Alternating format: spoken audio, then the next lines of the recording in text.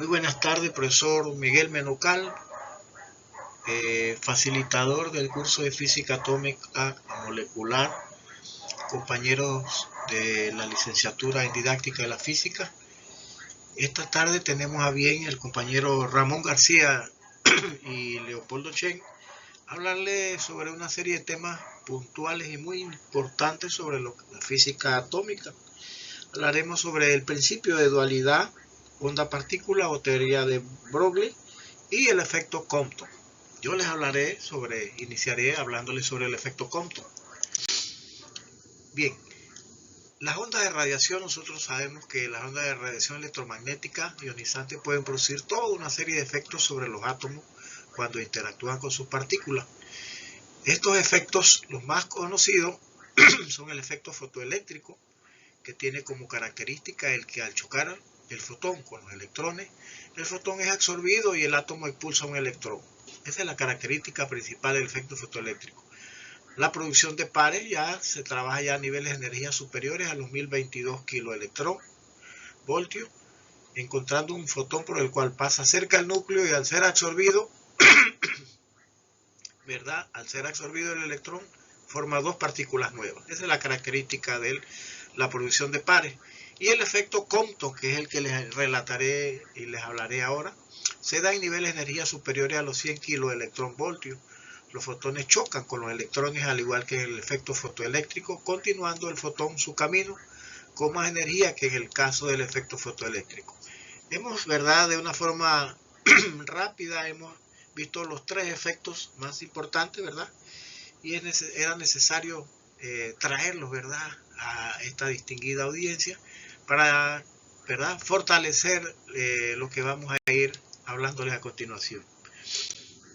Bien, el efecto Compton consiste en el aumento de la longitud de onda de un fotón de rayos X cuando choca con un electrón libre y pierde parte de su energía. La frecuencia o la longitud de onda de la radiación dispersada depende únicamente de la dirección de la dispersión. Este es el punto más importante del efecto Compton, la característica más importante. Haciendo algo de historia, en el año 1923, H. Compton observa un nuevo fenómeno que vino a ser la prueba definitiva para la confirmación experimental de la naturaleza corpuscular de la radiación electromagnética. Por eso se le conoce como efecto Compton. El efecto Compton fue estudiado por el físico Arthur Compton en el año 23 y pudo explicarlo utilizando la noción cuántica de la radiación electromagnética como cuantos de energía. El efecto Compton constituyó la demostración final de la naturaleza cuántica de la luz. Todo al final, ¿verdad?, este estudio del señor Compton se sintetiza, ¿verdad?, en lo que es la fórmula matemática que él planteó, donde la variación de la longitud de onda de los fotones dispersados puede calcularse a través de la relación de Compton. Longitud de onda es igual, ¿verdad?, a la constante de Planck, que equivale a 6,626 por 10 a la menos 34. Todo esto dividido entre la masa del electrón, que es 9,11 por 10 a la menos 31, por la velocidad de la luz, que es 3 por 10 a la 8 metros segundo. Y todo esto multiplicado, ¿verdad?, por el ángulo entre los fotones incidentes y los dispersados. Esta expresión proviene del análisis de la interacción como si fuera una colisión elástica, y su deducción, ¿verdad?, requiere únicamente la utilización de los principios de conservación de energía. Es decir, vemos, ¿verdad?, que en la fórmula están impresas tres constantes, y esas tres constantes nos traen otra constante que es la que se denomina longitud de onda de Compton. Esa constante de Planck entre la masa del electrón multiplicado por la velocidad de la luz nos da una constante que es 0,0243 Armstrong, ¿verdad?, viene siendo lo que es la longitud de onda. El efecto Compton se analiza la radiación electromagnética que ha pasado por una región en la que hay electrones libres. Se observa que además de la radiación incidente, hay otra frecuencia menor.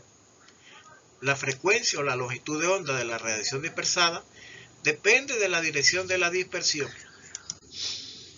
El experimento realizado por Compton fue el siguiente. Hizo incidir sobre un haz de rayos X monocromático electromagnética de una energía y una sola frecuencia sobre un blanco de grafito, donde era dispersado por él a diferentes ángulos con respecto a su dirección incidente. Del experimento se obtuvieron los siguientes resultados.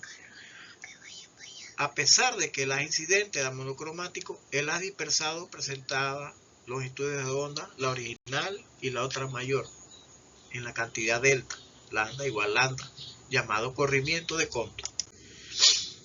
Toda esta serie de estudios del señor Compton cumple para cualquier material dispersor. Esto es la longitud de onda de la onda dispersada, pues no depende del material dispersor, solamente él depende de él, ¿verdad?, de ese ángulo de inclinación o de la dispersión de la onda.